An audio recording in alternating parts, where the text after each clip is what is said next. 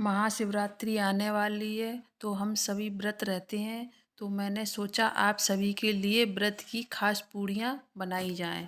ये बहुत ही टेस्टी लगती हैं खाने में और बहुत ही बन जाती है, जल्दी बन जाती हैं। भिगाने विगाने कुछ भी झंझट नहीं है, बहुत आसान तरीका है। तो चलिए फिर बनाना शुरू करते हैं। ये मैंने 1 कटोरी साबूदाना लिया है। इसको हमें भिगाना नहीं है, बस ऐसे ही हम थोड़ा सा इसको रोस्ट करेंगे। तो हमने गैस पर पैन रख दिया। पैन में हम डालेंगे 1 कटोरी साबूदाना। तो ये बहुत ही आसान, इसीलिए मैंने बोला ये बहुत ही आसान है बनाने में। तो इसको हमें क्या करना, थोड़ा सा 2 से 3 मिनट हमें इसको रोस्ट कर लेना है, जिसमें ये इसमें थोड़ी बहुत जो नमी होगी ना वो ख़त्म हो जाएगी। तो हमें 2 से 3 मिनट इसको लो मीडियम गैस पर इसको रोस्ट कर लेना है। तो ये देखिए थोड़े से क्रिस्पी से हो गए हैं, मतलब। तो हमें इसको बस इसी स्टेज तक हमें इसको रोस्ट करना है और बाकी हम इसको गैस को बंद कर देंगे और हम एक प्लेट में इसको निकाल लेंगे। इसको ठंडा करने के लिए 5 मिनट के लिए छोड़ देंगे। ये देखिए साबूदाना हमारे ठंडे हो गए हैं। अब हम इनको क्या करते हैं, जार में डाल के इसको हमें बारीक पीस लेना है। तो हमें इसको थोड़ा थोड़ा करके ही पीसना है, क्योंकि एक साथ सारे नहीं पीस पाएंगे। तो इसीलिए हम थोड़ा थोड़ा करके जार में डाल के इसको पीस लेंगे। देखिए इस तरीके से हमें बारीक पीस लेना है और हमें डायरेक्ट इसको नहीं डालना है, इसको हमें छान कर डालना है, क्योंकि अक्सर साबूदाना साबुत उसमें रह जाते हैं, बिल्कुल बारीकी से नहीं पिस पाते, इसलिए छानना बहुत ज़रूरी है। तो इसी तरीके से हम सारे पीस लेंगे और छान कर तैयार कर लेंगे। तो देखिए ये रह गए तो वो भी हम डाल के पीस लेंगे और सब तैयार कर लेंगे इसी तरह से। देखिए सारा मैंने छान कर पीस कर तैयार कर लिया। ये हमें बारीक आटा मिल तैयार हो गया। तो इसमें हम क्या करेंगे, थोड़ा थोड़ा सा इसमें हम पानी डालेंगे, चाहे चम्मच से डालें चाहे पैसे ही डाल लें। थोड़ा थोड़ा सा हम डालेंगे और इसको हमें गीला करना है। तो हमें इसमें मलना नहीं है इसको अभी, लेकिन हमें थोड़ा थोड़ा पानी डालेंगे, इसको इतना गीला करना है कि ये थोड़ा सा पानी को सोख ले और थोड़ा सा ये फूल जाए।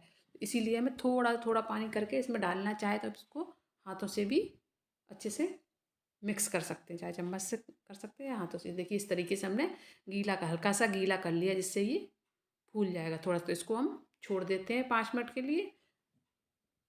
ये देखिए 5 मिनट हो गए, ये फूल कर तैयार हो गया। साबूदाना बहुत ही सॉफ्ट हो गया है, इसको हम आसानी से बांध सकते हैं। देखिए इस तरीके से। तो बस हमें अब क्या करना है, जो हमने ये बॉयल 4 आलू लिए इनको हमने छील लिया था, तो इनको हमें डायरेक्ट इसी में ग्रेट कर देना। ग्रेट करके डालेंगे तो इसमें कोई लम्स वगैरह नहीं रहेंगे, इसलिए आलूओं को इसमें ग्रेट करके ही डालें। तो इसी तरीके से हम आलूओं को ग्रेट कर लेंगे। सारे आलूओं को इसमें ग्रेट करके डाल के फिर हम इसको अच्छे से मिक्स कर देंगे। बहुत ही जल्दी बनकर तैयार हो जाता है। देखिए आलू हमने सारे ग्रेट कर लिए हैं। अब इसमें हम कुछ चीज़ें ऐड करेंगे। तो हम इसमें जीरा डालेंगे थोड़ा सा, और नमक स्वाद अनुसार डाल लेंगे। एक हरी मिर्च कटी हुई डालेंगे और इसमें थोड़ी सी हरी धनिया डालेंगे। तो आप जो भी व्रत में खाते हैं वो चीज़ें इसमें ऐड कर लें, जो नहीं खाते हैं वो इसे स्किप कर दें। तो हम ये सारी चीज़ें व्रत में खाते हैं, तो हमने व्रत वाला ही नमक डाला है इसमें। तो ये सारी चीज़ें हम व्रत में खा लेते हैं एक टाइम, इसलिए हमने ये सारी चीज़ें इसमें ऐड की। आपके यहाँ जो खाई जाती हैं आप वो इसमें ऐड कर सकते हैं, बाकी आप हटा सकते हैं। तो इसको हम हाथों की मदद से अच्छे से इसका डो बनाकर तैयार कर लेंगे। तो इसमें हमें पानी की ज़रूरत नहीं है, आलूओं में ऑलरेडी इतनी नमी रहती है, तो उसी से ही हमारा डो लगकर तैयार हो जाएगा।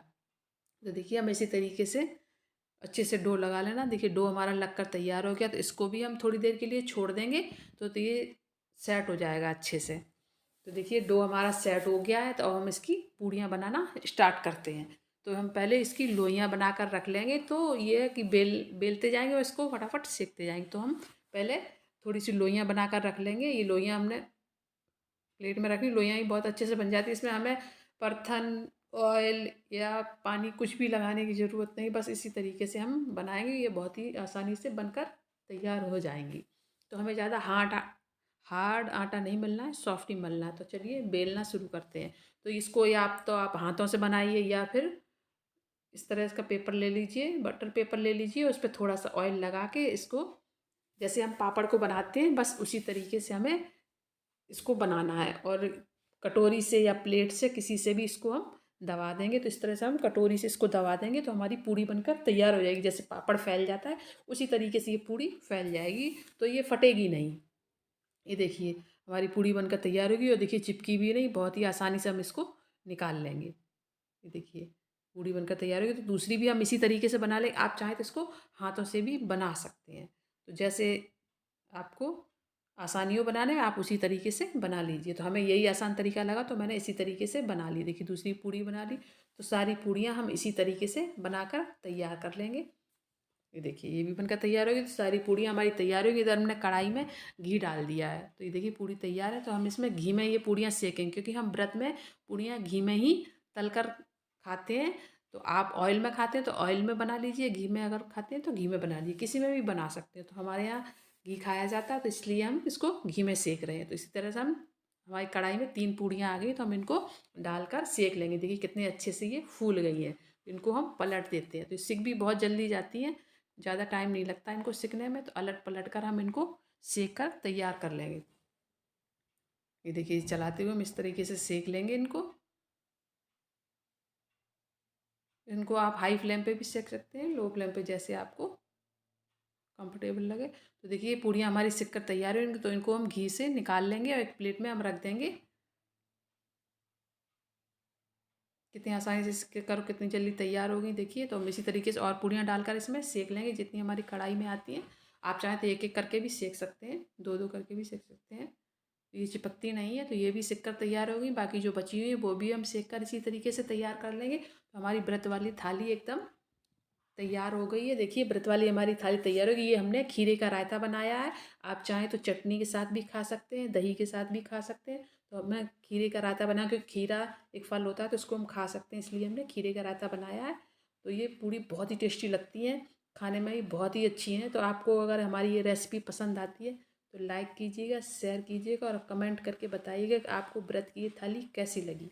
अगर आपको खीरे के रायते की रेसिपी जाननी है तो कमेंट करके बताइएगा, हम ज़रूर आपको खीरे की रायता बनाकर बताएंगे। Thank you.